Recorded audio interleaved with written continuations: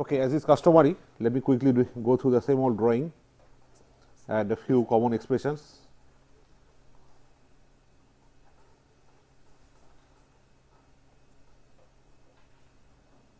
These are filter output yn, dn plus minus error en. We had r as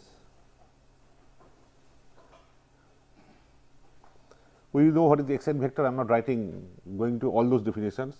R was T D T transpose, okay. Delta n was W n minus W opt. W opt is R inverse P, we know. K n was covariance matrix of this. Why covariance? Because actually in the steady state delta n test limit is 0. So, in the steady state whether it is correlation matrix or covariance matrix both are same because mean is 0.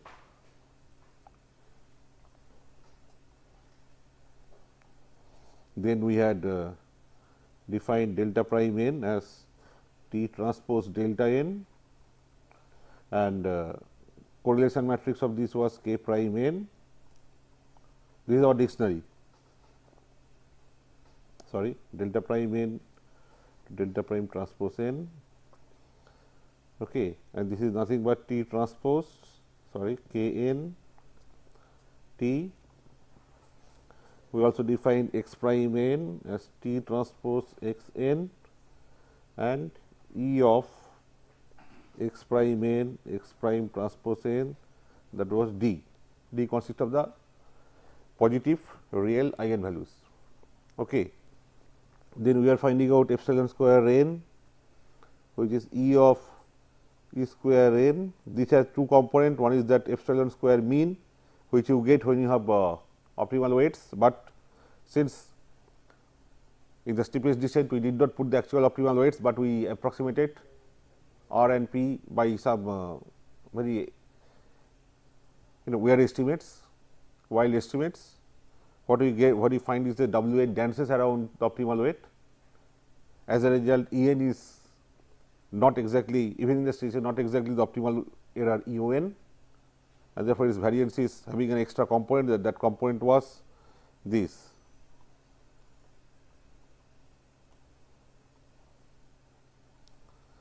Therefore, we have to see how this quantity behaves in the steady state. Lambdas are bounded, no eigenvalue will take a infinite value, because matrix elements are bounded.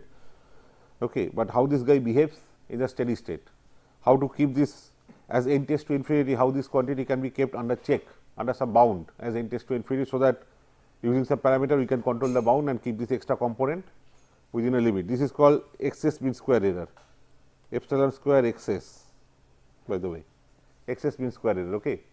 This quantity we want to keep controlled, it should not grow as n tends to infinity. But you see, this has a recursive phenomenon. We have seen that matrix K prime n is recursively built up from its past value. So, there is a recursion, that by recursive way it can grow also, which will be dangerous, because its value will then tend to shoot up to infinity, because we have seen that K prime n matrix has a recursive way of generation. We obtain the recursive relation of K prime, obtaining K prime n plus 1 from K prime n and some other values.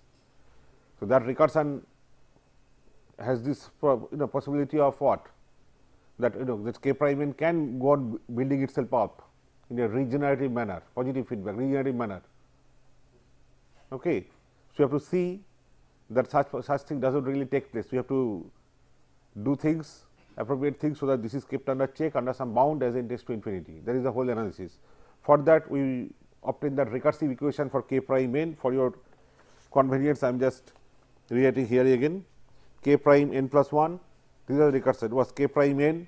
This is a slide from the previous day, k prime n minus mu d into k prime n plus k prime n d and plus 2 mu square d k prime n d. D consists of the what? D came from the eigenvalues of R matrix, mu square d trace d k prime n and these things. Okay. Then here we will come to this later. Then here if you take the, I told you that we are not interested in the entire matrix, we are only interested in the diagonal elements, because the diagonal elements only matter in the excess mean square error. So, you take the ith diagonal entry, ith element of this is ith element here minus mu times, there are two matrices, diagonal times k prime and k prime times the same diagonal. We saw that time that diagonal ith diagonal entry in either case will be same, lambda I times k prime I n. So, twice that minus twice mu lambda I k I prime n, okay, plus 2 mu square and this again k prime n d, lambda 0 times first column, lambda 1 times second column dot dot dot, and then lambda 0 times first row, lambda 1 times second row dot dot dot. So, ith row, ith column, that time I have lambda I square only. So, lambda I square is coming 2 mu square lambda I square, same k I prime n, okay. And then here next one mu square, this is a scalar quantity trace. So, ith diagonal entry of this diagonal matrix D, which is lambda I times this trace, and trace is what? This is the diagonal matrix multiplying this and then taking the trace. Diagonal matrix means first row times lambda 0, second row times lambda 1 dot dot dot. So, that means lambda j times k prime j j. Do not use I. Previous on the other day, I erroneously use the same index I, because I was also figuring out I is constant. So, it is better to use j or r or k or l or anything like that. Okay, that was a small mistake which skip my attention. So, this thing and plus this, and so this quantity k I prime n, if you take common, you get 1 minus 2 mu lambda I plus 2 mu square lambda I square. This quantity I am calling rho I, this quantity I am calling rho I.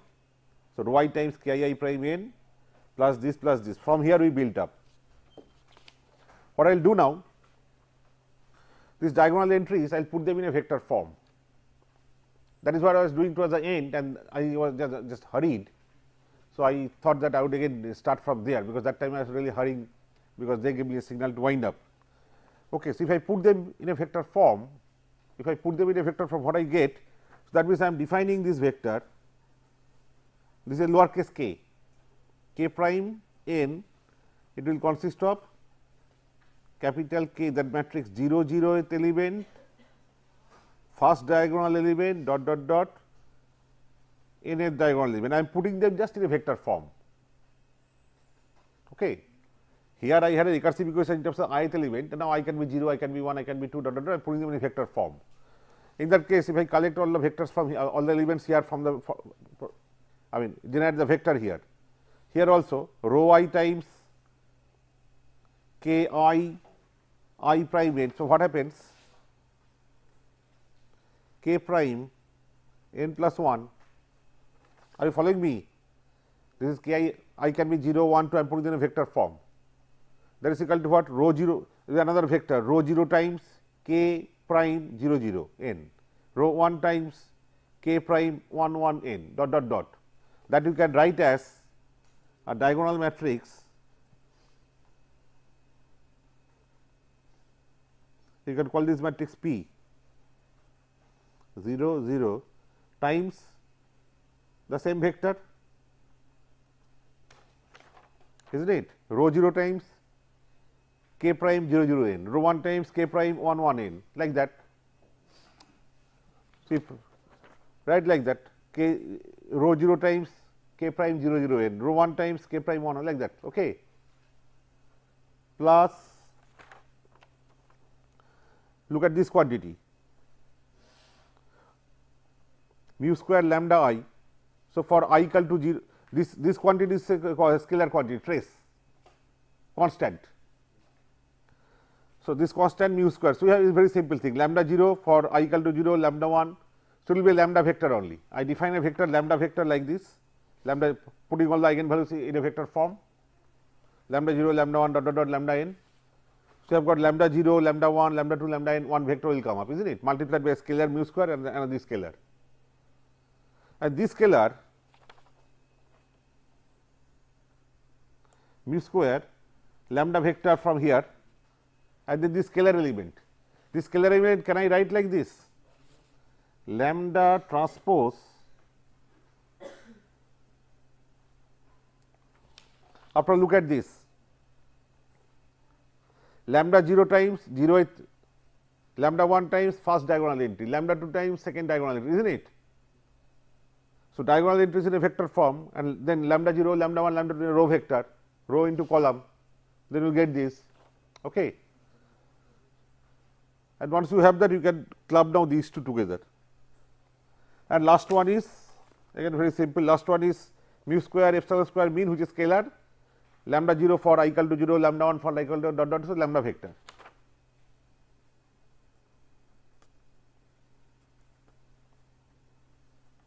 Okay. So, k prime n, I can take p plus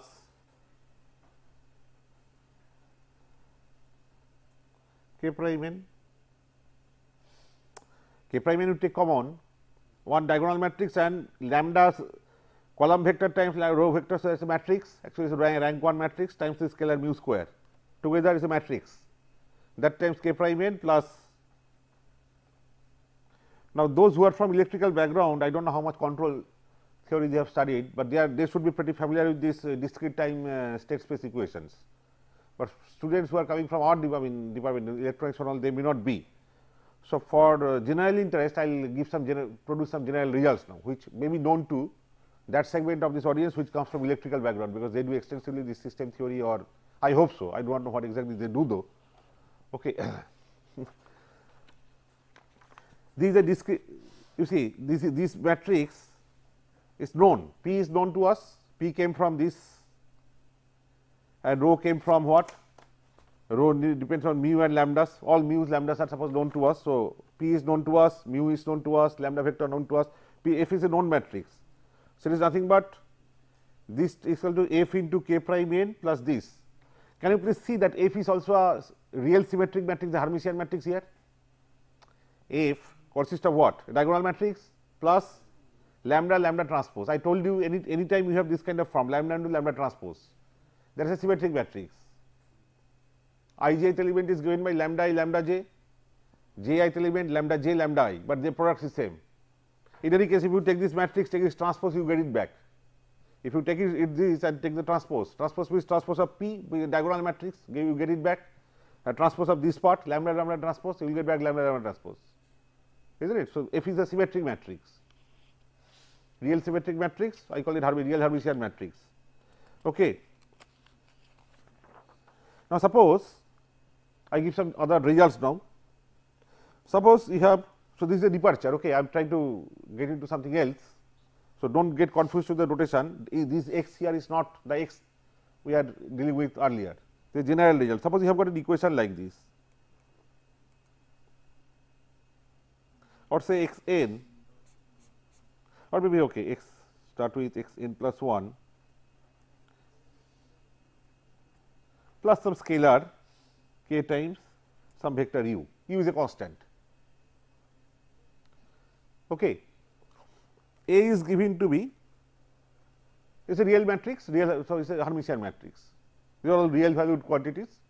A is a symmetric matrix means A is a real Hermitian matrix, which means A can be written as some T d T transpose, where T T transpose, this T and previous T are different.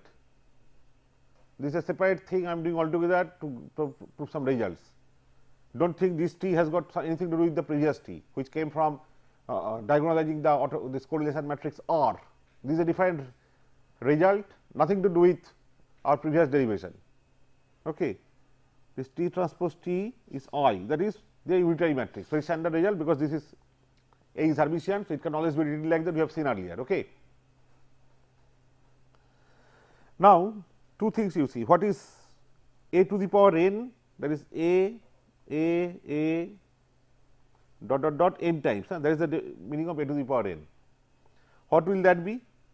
T d T transpose T d T transpose T d T transpose like that.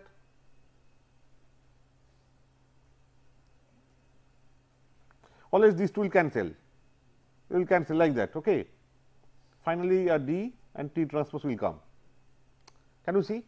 So, it will be T d to the power n T transpose, and what is d to the power n? D is a diagonal matrix. D is a diagonal matrix. Suppose D is lambda 0, again this lambda is nothing to is not the same lambda which we are dealing with earlier. It is a local context here, lambda 0, lambda 1, say lambda n. So, d to the power n means all eigenvalues, d into d means what? Lambda 0 square, lambda 1 square, dot dot dot, lambda n square. So, d to the power n means just you square up you just raise each eigenvalue to the nth power. Okay. All right.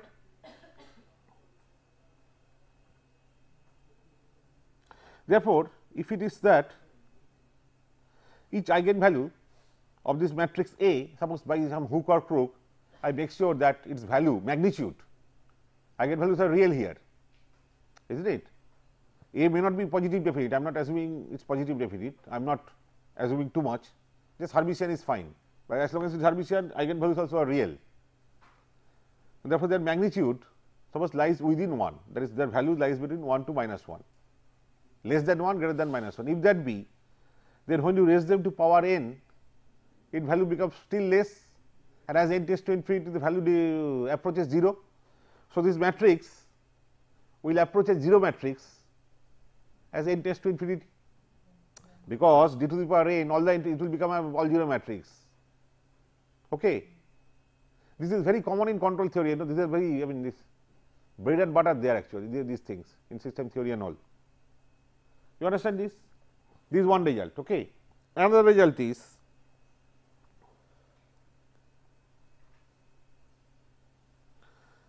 suppose I have got this quantity identity matrix plus A plus A square dot dot dot dot. There is A square means A into A, another matrix, A into another matrix, and you are adding. There is no guarantee that it will be converging to a matrix of finite elements. That question is open. I am still writing it dot dot dot. It may diverge, it may converge. I do not know. Okay. But this I can always write as A is T d T transpose. A square is T d square T transpose. This is T d to the power n T transpose. I is T into T transpose. So, I can write like this T into I into T transpose. So, I can write like this I, this T transpose I take on this side D, I am forgetting the underscores, they are there. Okay.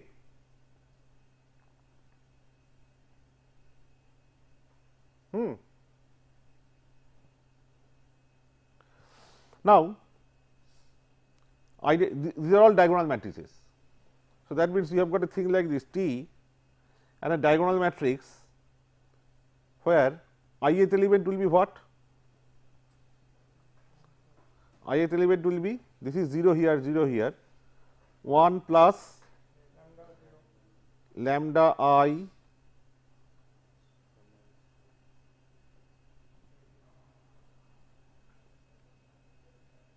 okay. If lambda I less than 1, if and only if, then only this will be finite 1 by 1 minus lambda I, is not it? Then only this matrix will be, this summation will be convergent. Then convergent to where? If this is so, this convergent. This is a necessary and sufficient condition. If and only if each eigenvalue has magnitude less than 1, then this will happen. because you see all diagonal entries will be 1 by 1 minus lambda something. Okay. Lambdas are finite and therefore, you get finite numbers. And so, this is convergent only if this happens, fine. In that case, what is this matrix? This matrix is 1 by 1 minus lambda 0, 1 by 1 minus lambda 1 dot dot dot 1 by 1 minus lambda n, right, into T transpose 0 0, isn't it? So, I can always write as T I minus D inverse T transpose. Can I write? What is I minus D? Diagonal matrix 1 minus lambda 0, 1 minus lambda 1, 1 minus lambda 2 dot dot dot, those are the diagonal n. Now, you take inverse. So, they become 1 by 1 by 1 by. Okay.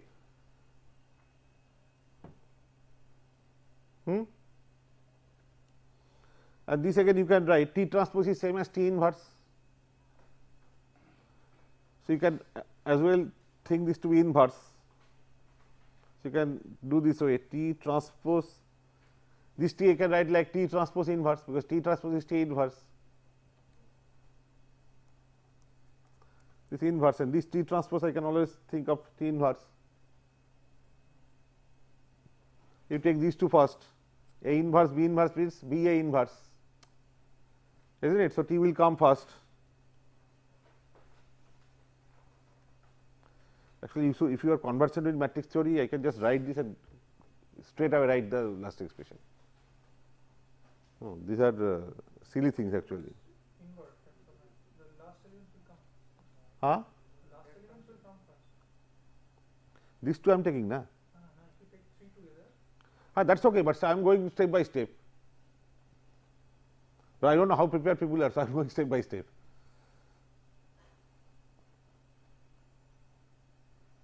Okay. So, here this is I minus this inverse is T into I minus D whole inverse, and again these two B inverse means A B inverse. So, T transpose will go here, and then what happens? T within bracket I minus D T transpose, T into T transpose is I, and T D T transpose is A. So, this becomes I minus A inverse. Is very much like what you have in normal scalar thing, na, 1 by say 1 minus k inverse, 1 by 1 minus k is 1 plus k square plus dot dot dot if mod k is less than 1. Here instead of A cannot be less than 1, is a matrix. We say that highest eigenvalue, and I am assuming some structure here, I am assuming A to be symmetric, that is Hermitian, all those things, okay. And then I am saying if all the eigenvalues are less than 1 in magnitude, this will happen. This result does not require, by the way, that A should be, for our case is fine, but this result does not require that A should be Hermitian, because this is I use the fact this is Hermitian, and therefore, I could write A in this kind of form and do all these things, to my advantage. But even when A is not Hermitian, this question of T D transpose and all this does not arise. Even then, this will work out. I minus A inverse will be I plus A square, provided the norm, you have to define something called norm of a matrix. Norm of the matrix is less than 1. One norm of the matrix is called the spectral radius. Spectral radius is the eigenvalue of the highest magnitude. Matrix A may not be diagonal eligible, may not be of this form, but it has some eigenvalues. The eigenvalue which is the highest magnitude is called the spectral radius of the matrix.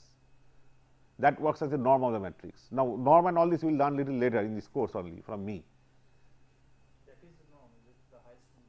The spectral radius, it satisfies the norm properties. So, that is working here actually, because all the eigenvalues are less than 1 means what? Spectral radius is less than 1. Anyway, this is what it is. Okay. So, these two I will use here now. I come back to our business. What was our equation? This is our equation. K prime n plus 1 is f into k prime n plus this. Okay. Now, k prime n, if let us see, you again replace by the corresponding recursion. What is the corresponding recursion? This will be f into k prime n minus 1 plus mu square epsilon square mean lambda, and go on doing it. You go on doing it. again replace this. So, you can see what we will obtain is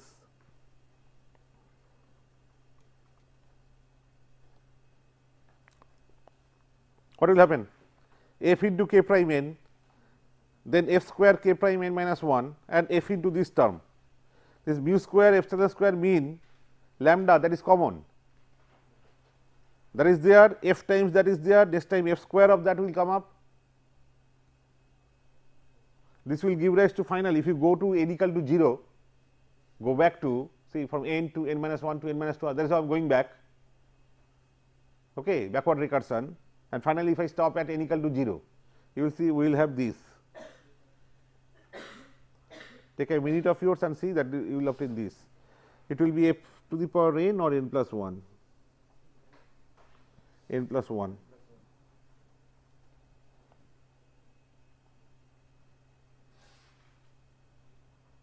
And this will be I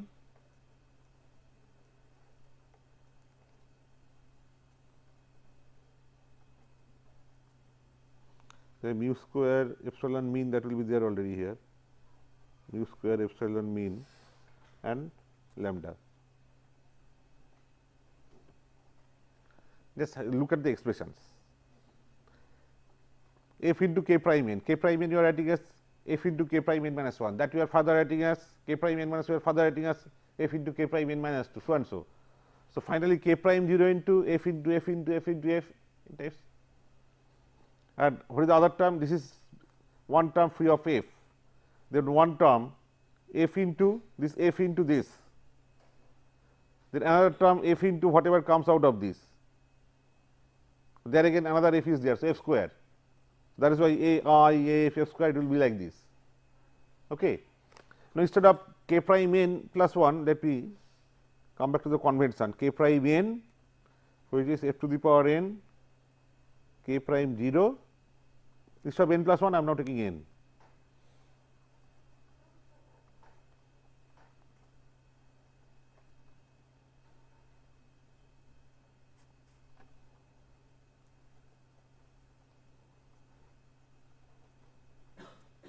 Okay. F is, please see this, I told you f is a real symmetric matrix here. So, all my previous results can work out. If the eigenvalues of f, after all f comes from p and lambda, lambda and the eigenvalues of R matrix, together is a new matrix that has a new set of eigenvalues, say lambda prime, lambda 0 prime, lambda 1 prime, dot dot dot. If those eigenvalues, if you adjust, so that those eigenvalues are having magnitude less than 1, then obviously f to the power n as n tends to infinity becomes 0. So, this part time dependent, I am bothered about only the time dependent part, it should not grow. So, I can make it die down to 0 if I make sure that the eigenvalues of f are, in general the norm of f is less than 1, but in this case I talk directly in terms of the eigenvalues, where f is symmetric, real symmetric matrix, the real Hermitian matrix. If the eigenvalues of f, that is lambda 0 prime, lambda 1 prime, lambda 2 prime, dot dot dot, if all of them are kept within 1 in magnitude, then as n tends to infinity, f to the power n will tend to 0, a 0 matrix that you have seen in the previous just a little while back, which will make sure that this quantity will not grow. K prime n as n tends to infinity will converge on something constant. This, on the other hand, if the eigenvalues of f are having magnitude less than 1, this will converge to what we have seen. What did you see here? I minus A inverse, when all the eigenvalues were less than 1 in magnitude. So, this happens. So, this will converge to I minus F inverse. So, this quantity will be the balance amount. Now, I cannot throw it away, I can make it less by taking mu to be less. In fact, it is not so easy, because f itself depends on mu. You see, there is a mu square here, there is a lambda is this mu square here. It is not, so this f itself consists of mu square. It is not that okay, you see mu square outside, mu square is inside also, but somehow I will find out this, I will expand this expression and see its dependence on mu and all that. So, by choosing mu appropriately, we can still keep it under check, but it is a constant quantity, we have to live with it, that is all. This much you have to live with, but at least it will not lead to instability. It will not lead to a situation where that error variance, each element of this vector is turning out to infinity. Okay. There is a stability issue. So, error variance is remaining bounded. That will happen only if the eigenvalues of this matrix F are kept within check, within their magnitude lies within 1 to minus 1, magnitude lies within 0 to 1. Okay. Now, for that I am not showing here, that definitely if you, then what you have to do, you have to take this matrix, study its property. This is the diagonal term consisting of rows, lambda into lambda transpose mu square. You have to see this matrix, study its properties, evaluate the eigenvalues. It's a bit clumsy expression things and all that, and then you impose the condition each eigenvalue magnitude less than 1. From there you will can generate a condition on mu, that what should be mu. Finally, everything will be boiled down in terms of mu, but it will be, just hear me out, we can show that if you take that previous bound 2 by lambda max, or to be on the safe side 2 by tracer, that is a stronger bound, this is enough. This is sufficient to guarantee that eigenvalues of this matrix will remain bounded within 0 to 1 in magnitude. Okay. I am not showing that, if time permits, maybe some other day I will come back. I need to do some analysis myself, the books just mention this, I need to do some analysis myself in terms of spectral radius, actually it will come. But our previous bound for convergence, that is good enough for this to happen. If you analyze this and all that, you can show, it can be shown that if you take lambda mu within this range, or rather mu greater than 0 less than 2 by tracer, that is a very stronger bound, 2 by tracer is less than 2 by lambda max. So, you are through, this will, this eigenvalues here will be bounded within 0 to 1 in magnitude, and therefore, this time dependent term will disappear, and therefore, we will get this. Okay. So, that is, so this condition is sufficient for us, we can jolly well live, we can live very happily with this condition. Question is then, let us study this excess error, this quantity. Okay. Why this quantity? We remember what was the excess mean square error? This much, epsilon square n was epsilon square mean plus this, and this you can write as lambda transpose k prime n, k prime n, and therefore, I am interested here in epsilon square n as n tends to infinity. That time this quantity does not grow, but it attains some particular finite value, which is this side. Okay. So, I have to say, see this quantity as n becomes infinity, that will be the excess mean square error, this is a minimum error, but this is the excess quantity, excess mean square error in the steady state. Steady state means n equal to infinity. So, I have to now study lambda transpose k prime infinity. Okay.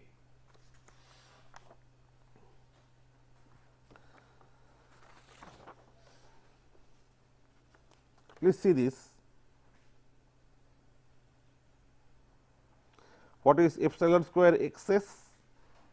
Ex for excess, that was from this lambda transpose k prime n,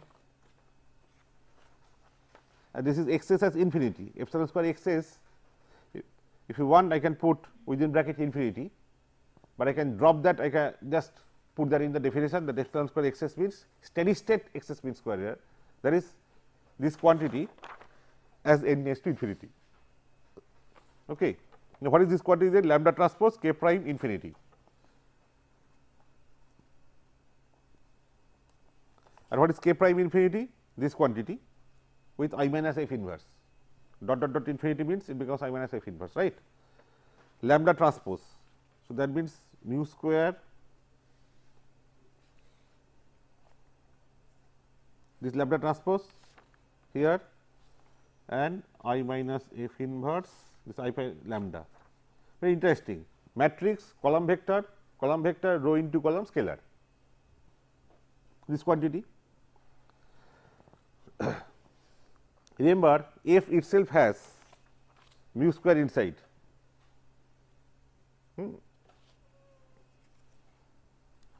Often we are interested in a quantity which is a ratio of this excess mean square error divided by,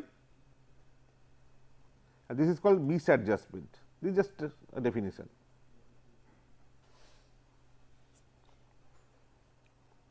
So, you see this epsilon mean this will cancel, this is equal to mu square lambda transpose. Okay. Now, how to analyze this quantity, how to analyze this? We will again invoke something which you can verify, but will not prove anything. There is something called matrix inversion lemma, is something very tool which is very commonly used in so many papers I find, so many books in communication, signal processing, control also. It says, let me write from the book, that suppose you have got some matrices, one square matrix A, suppose you have got a square matrix A say is n into n, is there in all books actually. It is called matrix inversion lemma. There is a matrix B which is say m cross m, and there is a matrix C which is n cross m, I suppose, yes, n cross m. Okay, suppose 3 matrices are given. If you come across a term like this, A plus C B C transpose inverse, this kind of expression comes very often. C into B into C transpose. C is n cross m, n cross m, m cross m, m cross n. So, n cross n, n cross n, inverse is n cross n. Then this will be equal to some big expression, it will involve many inverses, and I am assuming the inverses exist. Under that assumption only the formula is valid, is not it? So, it will be equal to A inverse. This is sometimes difficult to remember, there is some carrying the book actually.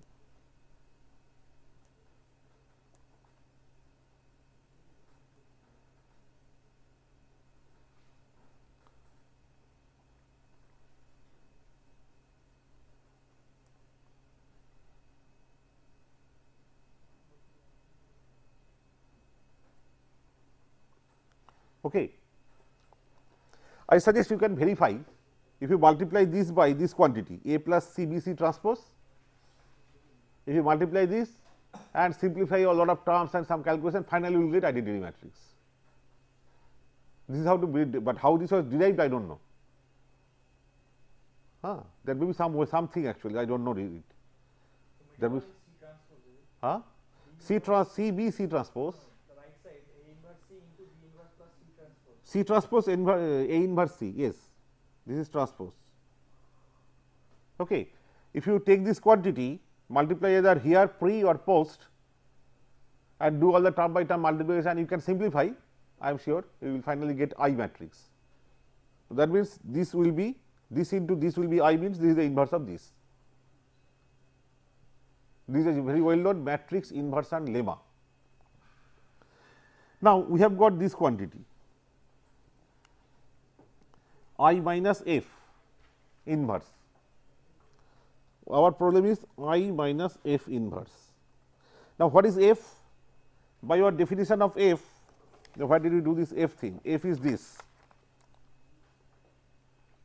F is this. For your benefit, I am writing what is f? F consists of that matrix, diagonal matrix P consists of the row values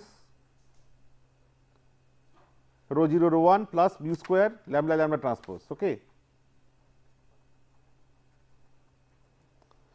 Then what is I minus f?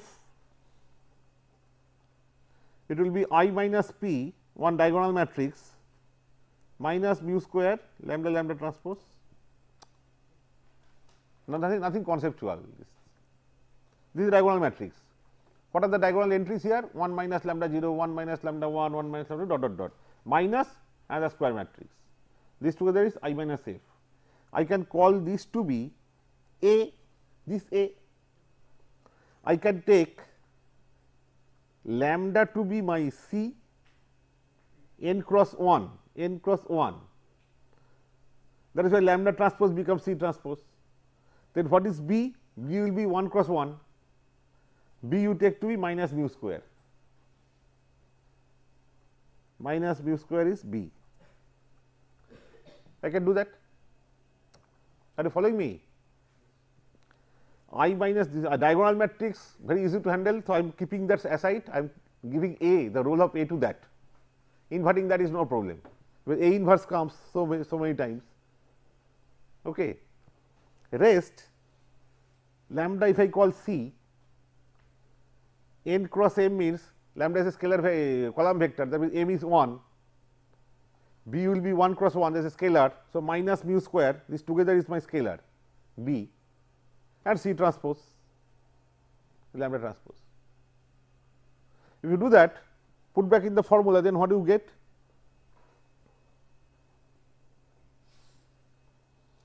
You get I minus F inverse is equal to A inverse,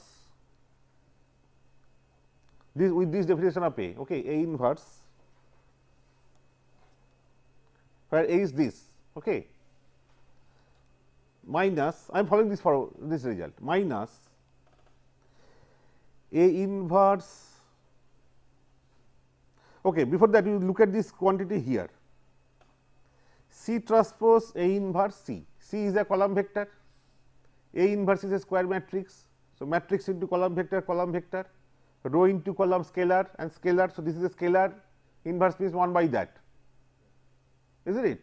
So, it can be taken out of this entire product business. Whatever product matrix comes, A transpose C into C transpose A inverse C, C transpose A inverse, whatever comes that by the scalar number, that is all the elements of the product matrix to be divided by the scalar. Okay. That means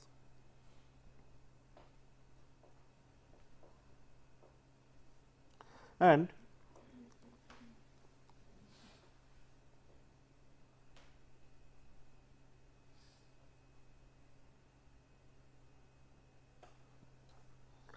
that is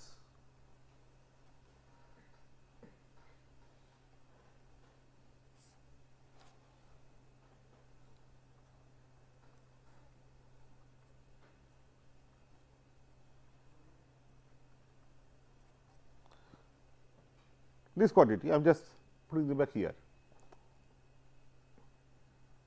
Okay, B inverse.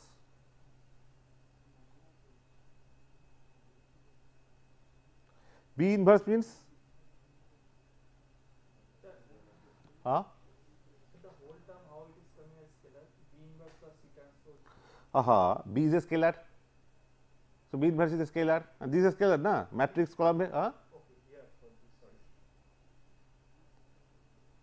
Isn't it? C transpose A inverse C. What is C? What is A inverse? A inverse consists of what?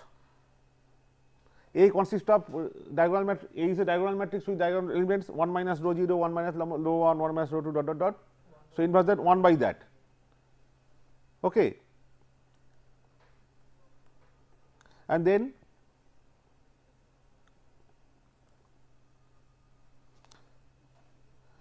so, what you can do actually, you replace B inverse by, let me proceed this way, B inverse by 1 by minus mu square. Okay.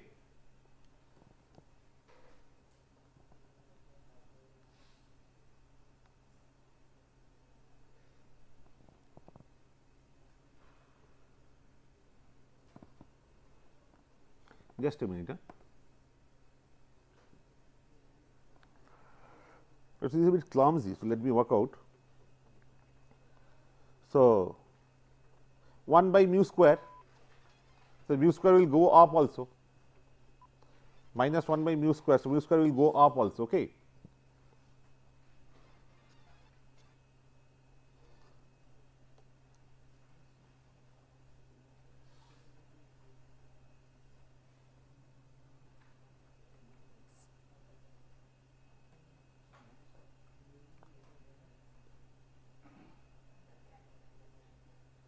Please check this calculation. I am doing extempore here. So, some signs and all I might just, some positive sign could be negative or negative should be positive, just correct me if I make any mistake.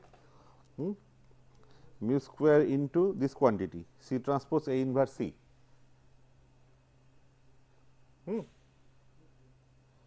C transpose A inverse C. C transpose A inverse C will be what? C transpose means lambda transpose. Lambda transpose diagonal matrix lambda. That means there will be a summation.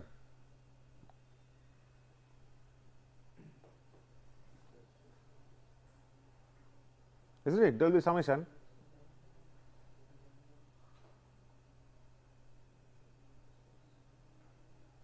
Or just a minute. Just give me a minute.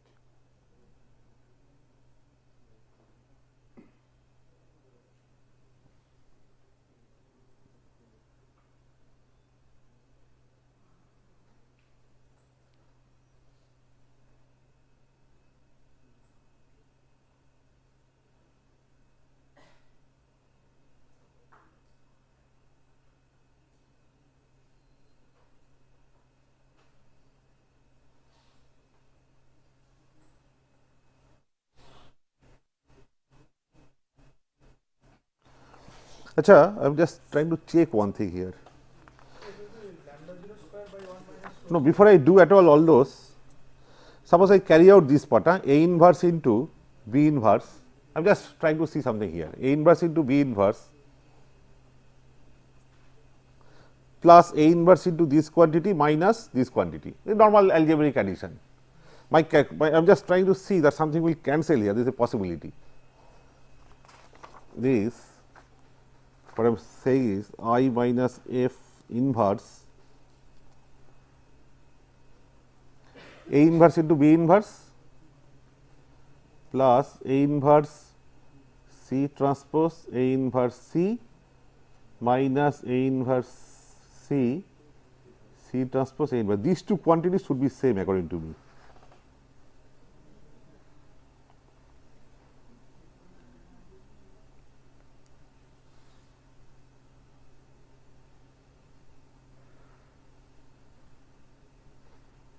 A inverse C is a row vector, is a column vector, and this is a row vector. Okay, there is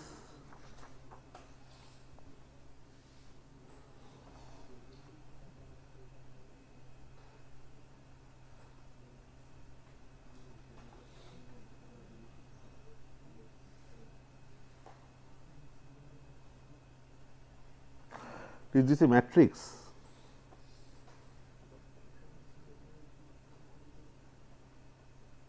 Because this is a scalar, there is some mistake somewhere.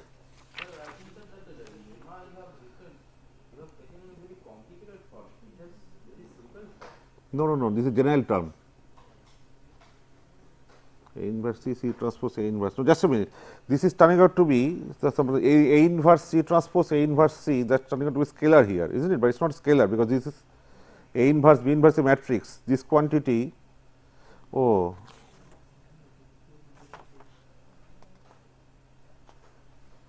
Yeah, what are you saying? I am doing the most general lemma A B C. Very simple form. If you assume specific form for CBC, na CB. If you assume some very specific form, like if you take something to be identity and all that, these are I try to give you the most general result. This is the most general matrix inversion lemma. So basically, we have used that lemma so many times, but what is the form you are familiar with? So we have B inverse equal to A inverse plus C transpose D inverse C. If you can B inverse what? B inverse is equal to A transpose A inverse. B inverse equal to A inverse plus C transpose D inverse C. No, what is it that you? No, if we can write this. No. Like here, I have I minus see. You cannot just add some result. You have to concentrate. You have to restrict yourself to this thing. I minus P, a diagonal matrix minus this term.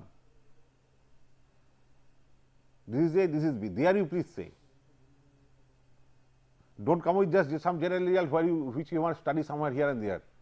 This A, this B. I am trying to make use of the fact that this A is diagonal. So, A inverse can be easily computed. That is my goal from the beginning.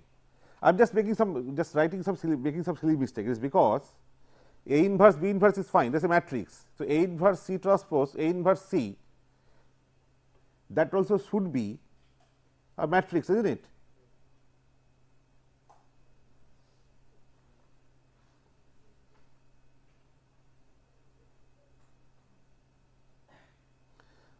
Anyway, if it does not cancel, I cannot tell. I just proceed the way I was doing.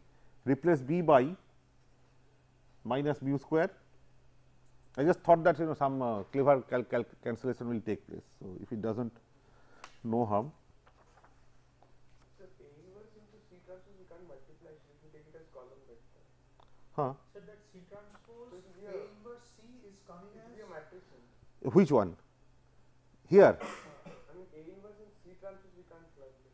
A inverse and C transpose. A inverse and C transpose you can club. Yeah. Because C transpose is a column. That is a row vector. So you can first club A inverse C and then we can club C transpose and A inverse C. Then it will be a C. Yeah. Okay. This is the problem. You are not clubbing C transpose A inverse. Anyway. Club A inverse and C. Anyway, I just thought of some clever cancellation. It was just my I mean kind of anticipation out. I thought something might cancel. Is something cancelling? No, I have not completed, but it is coming as summation lambda I square by 1 minus rho I. No, it's not. It's much more complicated than that. No, that C transpose A inverse C is coming as that. No, that's obvious. C transpose A is inverse. That's obvious. No, that 1 by 1 minus rho, that term will be below and lambda square will be on top and summation of that. That's too obvious. That's okay. I want to know. I thought that something might cancel and A inverse B inverse by Anyway, let me directly put because I know the result.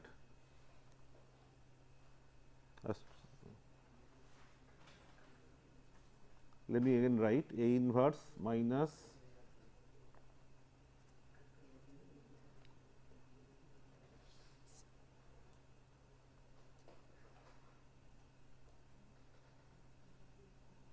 this is the result we had, right? This is a matrix C C transpose matrix matrix matrix. Okay. B was minus mu square. So, if you put that back here, you get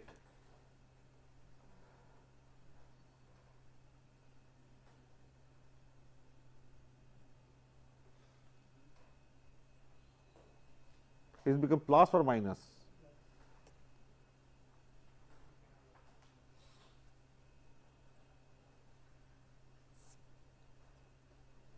One minus, isn't it? Into the summation thing.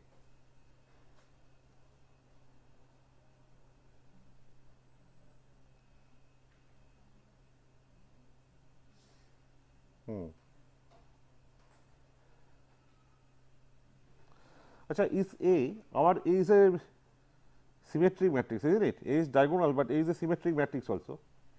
So, inverse of A also is symmetric, right?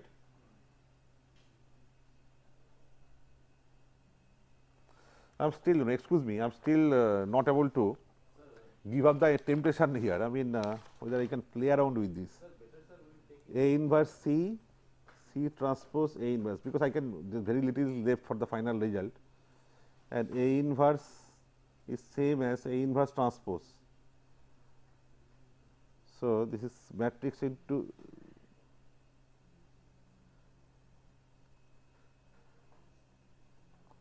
I do not know, some cancellation has to take place on top. What I suggest is this, let me do from here for in the next class, okay. That will be better. But I will stick to this form. This I cannot, I do not know how you are suggesting to simplify it. This is the most widely used lemma.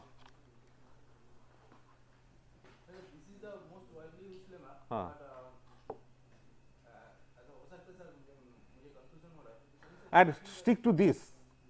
We have this form A minus mu square, this part.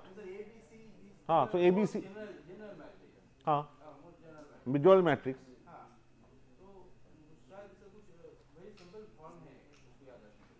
No, that form will come by simplifying this. The form jo hai, that will come. That is written in the book. I am not writing it. That how that form is coming. that you don't. That is not a big proof. You take this, multiply it, you get identity. No, sir. That is the reverse way proof. हाँ. Forward direction proof also we did. अच्छा. Anyway, I will always start with this. Oh yes, sir. I will always start, this is my start, because even if I take the special case, you know, where this diagonal and this scalar and all that, it is better you know this proof, you know this inversion lemma. Okay, just a little bit is left of this, just I mean getting this matrix and all that, and finally a dependence on mu. Just 2 more lines are required actually, but I have to go through the derivation. So I will do that in the next class. Okay. All right then.